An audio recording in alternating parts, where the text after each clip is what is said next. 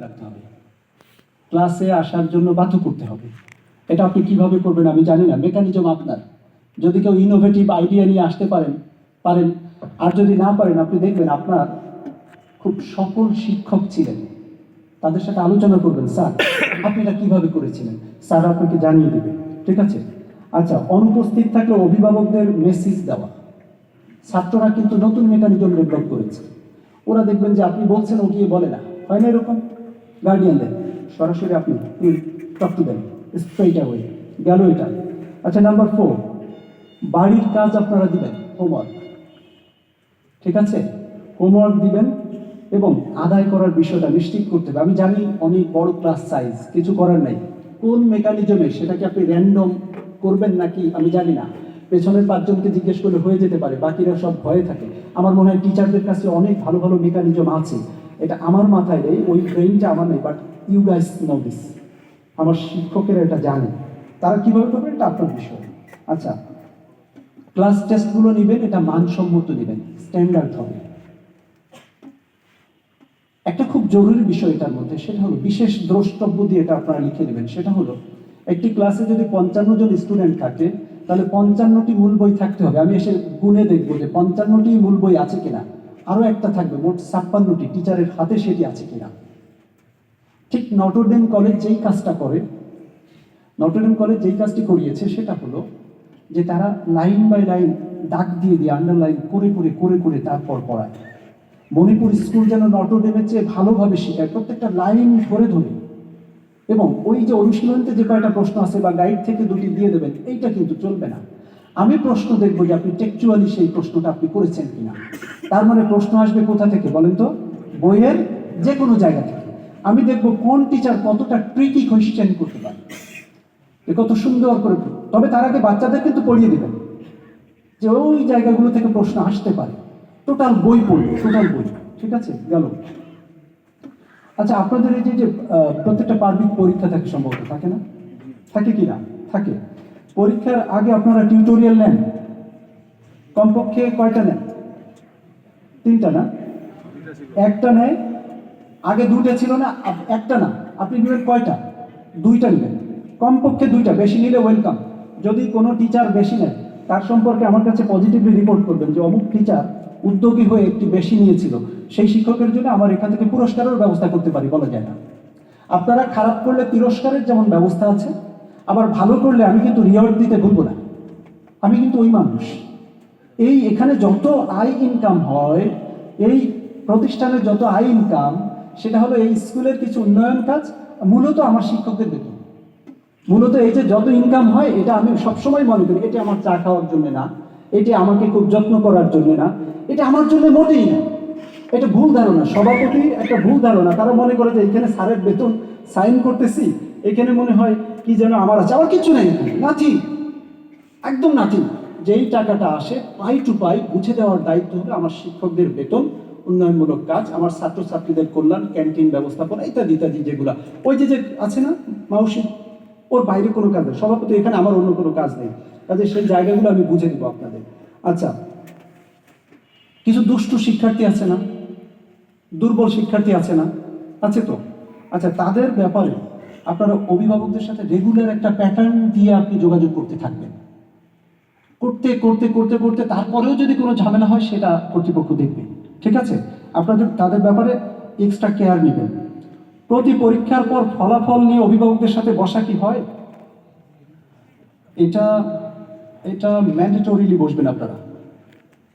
এটা কোনোভাবেই মিস করা যাবে না। প্রয়োজনে আমাকে খবর দিলে আমি চলে আসবো ওই দিন। ঠিক আছে? ওকে। আচ্ছা, শিক্ষকদের জন্য এখন আমার পক্ষ থেকে আমারও তো কাজ আছে। শিক্ষকদের জন্য বিষয়ভিত্তিক প্রশিক্ষণের যে ব্যবস্থা, সেটি আমি করব।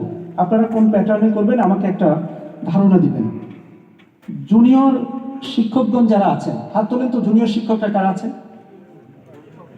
সবাই একটু বড় করে হাত তোলেন। আচ্ছা, অনেকে আছে, হ্যাঁ, দয়া করে হাত তোলেন। সব সিনিয়র হয়ে গেছে। আচ্ছা, আপনাদের জন্য আমরা বিষয়ভিত্তিক প্রশিক্ষণের ব্যবস্থা এটা আমরা করবো, এবং একই সাথে আপনাদের যেই কাজটি করবো আপনাদের দিয়ে, সেটি হলো অভিজ্ঞ শিক্ষকদের সাথে আপনারা বিভিন্ন বিষয়ে পরামর্শ করে নেবেন। তো এই হলো আমার মোটামুটি আপনাদের কাছ থেকে চাওয়ার ছিল। আর যে জায়গাগুলো আপনারা একদমই করবেন না, সেটা হলো দেখুন, আমি একটু বলে যাই, ওই যে আমার সেন্ট্রাল ইন্টেলিজেন্স সেল যেটা তৈরি করেছি, তারা কিন্তু আপনাদের এই জিনিসগুলো দেখবে যে ক্লাসের বাইরে কোচিং এর যে বিষয়টি, এই বিষয়টি কিন্তু স্ট্রিক্টলি মনিটর করা হবে। তো এই জায়গাটাতে আপনারা সাবধান থাকবেন। হ্যাঁ, এমন যেন কখনোই না হয় ভুল করেও যে আপনারা ক্লাসের দিকে পড়ার একটু নজরটা কম দিয়েছেন, নিজের ওইটাকে ভালো বুঝছেন, তাহলে কিন্তু আপনি কিছুদিন পরে অস্তিত্বহীন হয়ে যাবেন। আমি একদম অস্তিত্বহীন করে দেব। অস্তিত্বহীন বোঝেন তো আপনারা? আপনি যেই পরিচয়ে কোচিংয়ের শিক্ষক, আমি সেই পরিচয়টা আসতে কেড়ে দেব। আমার এখনো খুব ভালো করে মনে আছে, সান্ধ্যকালীন একটা কোর্স চালু করতে চেয়েছিল ইংলিশ ডিপার্টমেন্টে ঢাকা বিশ্ববিদ্যালয়ের আমার শ্রদ্ধেয় এক শিক্ষক। সেখানে বক্তৃতা দিচ্ছিলেন, বলছে যে দেখো বাবারা, আমরা এই যে তোমাদের এখান থেকে কয় টাকা আর বেতন পাই, আমরা এর চেয়ে যদি প্রাইভেটে যেতাম তাহলে এর চেয়ে লক্ষ লক্ষ টাকা ইনকাম করতাম। স্যার মনে করেছেন যে, আপনার বোধহয় এই যে স্টিফেন হকিন্সকে চেনেন না আপনারা? ওনার একটা বই আছে না বিখ্যাত, a brief history of time, আছে না? সময়ের সংক্ষিপ্ত ইতিহাস। সময়ের আপনি খেয়াল করেছেন, আমি সময় বলিনি, সময়, এটা সংবৃত উচ্চারণ। আমার বাচ্চারা এই স্কুলে সময় বলছে না, সময় বলছে। এটা আমি পরীক্ষা করবার, সেদিন বাংলার যিনি শিক্ষক বা শিক্ষিকা আছেন তাকে কিন্তু দায়বদ্ধ থাকতে হবে যে সংবৃত উচ্চারণ সে বুঝছে কিনা, বিবৃত উচ্চারণ সে বুঝছে কিনা। কাজটি করে আর কাজটি করে বাড়ি গেল, এই যে করে হলো আর করে হলো, সমাপিকা ক্রিয়ার ক্ষেত্রে করে হলো, অসমাপিকা হলে করে হলো, এটি আমার বাচ্চারা বুঝছে কিনা, এটা বাংলার শ্রদ্ধেয় শিক্ষকগণ আপনারা কিন্তু ইউ মাস্ট বি লায়াবল। খুব সাবধান, প্রত্যেকটি সাবজেক্টের প্রত্যেকটি কোনা কানাচ ধরা হবে। এই যে কোন বানানে মূর্ধন্য ন, কয়কার ন কোন, একটা আছে এনি মানে কোনো, কয়কার নয় উকার, কয়েকার ন কেন মানে ক্রয় করা, যেটা ওই নয় উকার দিলে যেটা ক্রয় করা, পারচেজিং বোঝায়, বাইং বোঝায়। আমি এই প্রত্যেকটি জায়গাতে ধরবো, কিন্তু যে কদিন আছি মহাবিপদ। ট্রাস্ট নিয়ে আপনারা গিয়ে সোজা বাসায় এখন থেকে লেখাপড়া শুরু করেন যদি বাঁচতে চান। যদি শিক্ষকতা টিকিয়ে রাখতে হয় তাহলে লেখাপড়া শুরু করেন আজকের পর। প্রচুর ভিডিও আছে, প্রচুর টিউটোরিয়াল আছে, প্রচুর বই আছে, বই কিনবেন আজকের পর থেকে। আজকে যেন আপনার বাচ্চারা বলে যে মা তুমি পড়তেছো কেন, যেন আমি শুনতে পাই যে আমি এই গল্প শুনতে, আমি কিছুদিন পরে এসে বলবো যে কার কার সন্তান বলেছে যে আব্বু তুমি কেন এখন পড়তেছো, বুঝলাম না, আমি পড়ি, আপনি কেন পড়বেন না? আমি এখনো পড়ি, এখনো স্টিল, আপনি কেন পড়বেন না? আমার পড়তেই ভালো লাগে। এই ব্যাকবাইটিং এর টাইম কোথায়, সমালোচনার সময় কোথায়? সো আপনারা এই জায়গাগুলো দয়া করে বোঝার চেষ্টা করবেন। আচ্ছা, বাইরের বিভিন্ন কিশোর গ্যাংয়ের সাথে আমার বাচ্চাদের মেলামেশা হয় না?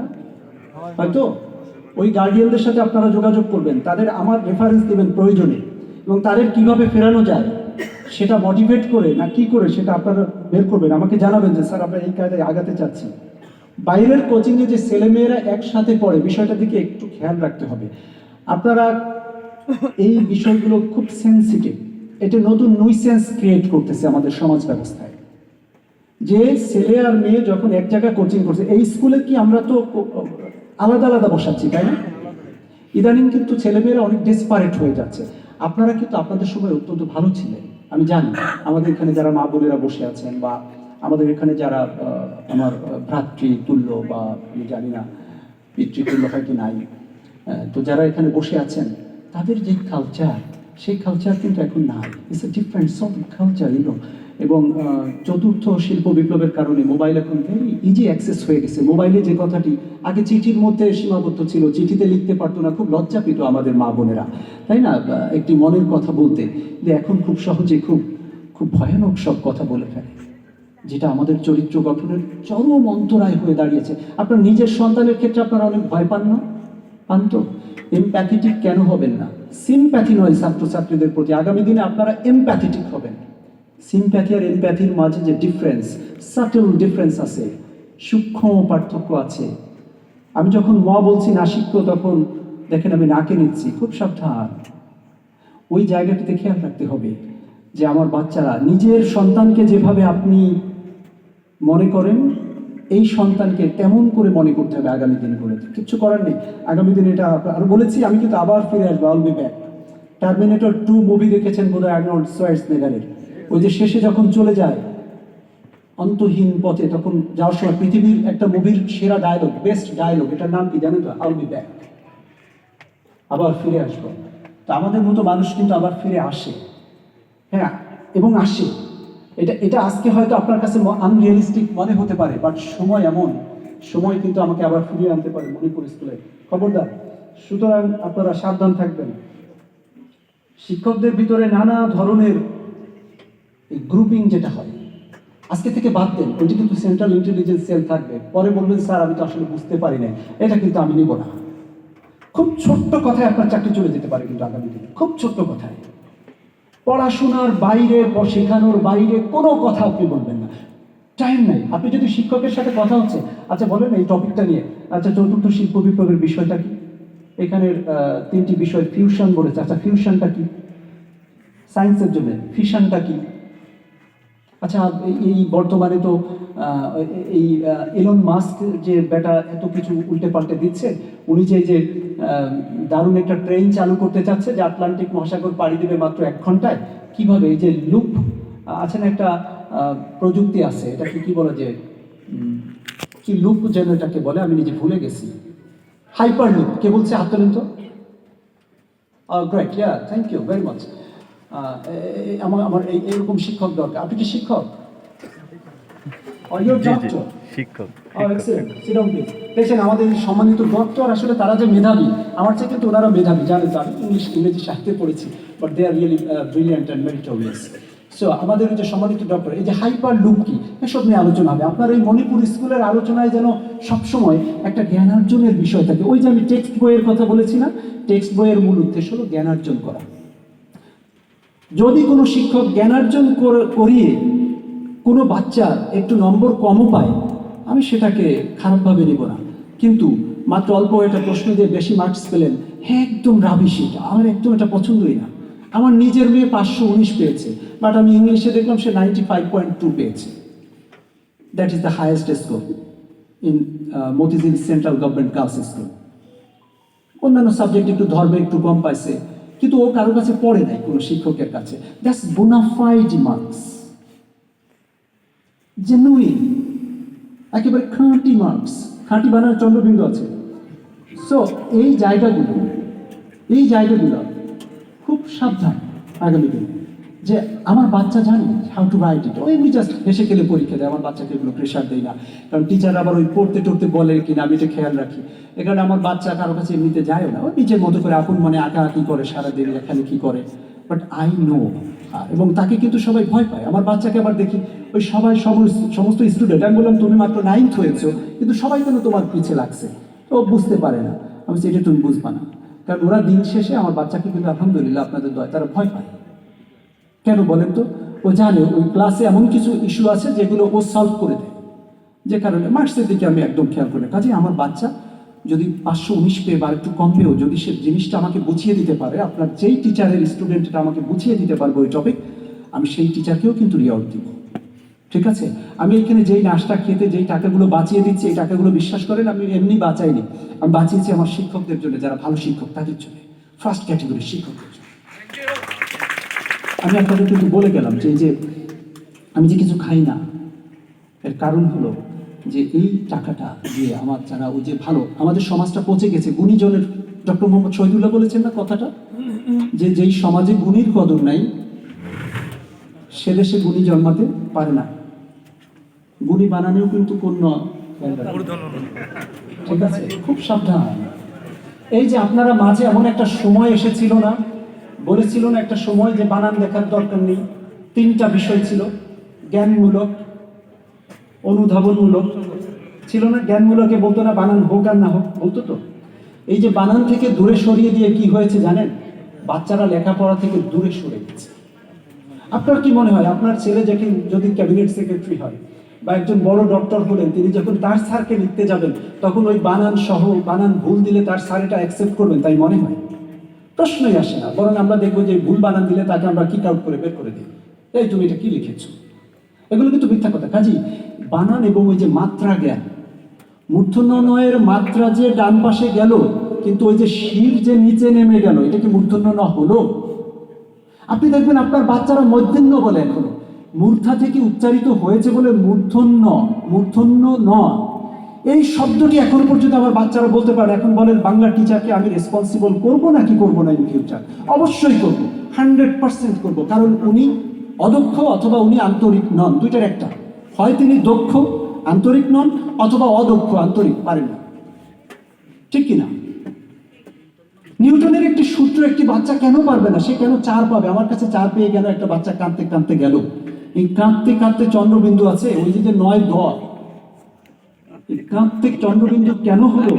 নেজালাইজড ধ্বনিটা যে ওই যে চন্দ্রবিন্দু আকারে এখন দেখা দিয়েছে, আমার বাচ্চাকে এটি শিখিয়ে দিলে ওর কি বানান ভুল হতো? আপনিই বলেন। যে এই যে নাসিক্য ধ্বনি বা নাসিক্য বর্ণটা যে চন্দ্রবিন্দুর আকারে রূপ নিয়েছে, এটি কি আপনারা বলেছেন কখনো? সত্যি কথা বলেন তো, কজন বাংলা টিচার?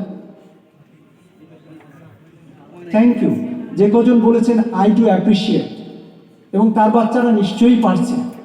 কিন্তু যার বাচ্চারা পারেনি তাদেরকে আমরা কিন্তু বুঝতে পারবো। So thank you very much. আগামী দিনের জন্য কথা এই পর্যন্তই। আজকে আমার সময় ফুরিয়ে এলো, অনেক সময় নিলাম, অনেক কথা বললাম। আমার যা কিছু চাওয়ার তার সব কিছুই আমার বাচ্চাদের জন্য, সেখানে আমার কোনো স্বার্থ নাই। স্বার্থ শুধু I love this country, I love my boys, I love you all of you guys simply. But আমার জিনিসগুলো আপনাকে অবশ্যই দিতে হবে। Miles to go before I sleep. Thank you very much, all the best.